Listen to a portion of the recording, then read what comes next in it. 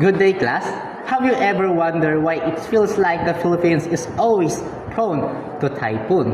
Well, it's not about just a bad luck, It's all about the reasons. Well, first kasi, the Philippines is sited right in the Pacific Typhoon Belt. Tinatawag nating Typhoon Belt, diba?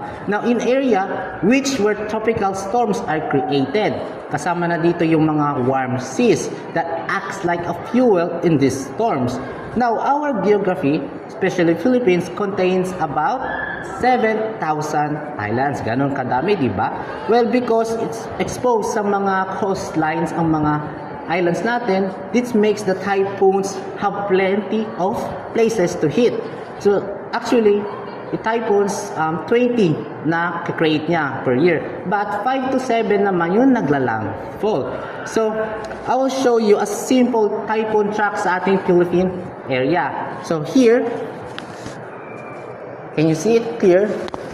That look at this blue line, ito yung mga typical typhoons that happens in the Philippines for a decade.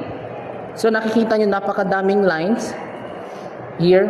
And typical, mayroon talang siya tinatawag na track. Kaya in our country, it's not about bad luck na we are in the typhoon prone. It's all about, again, the reasons. So it's, if you wanted to know more, we can add more information to research about this. But that's all. Thank you.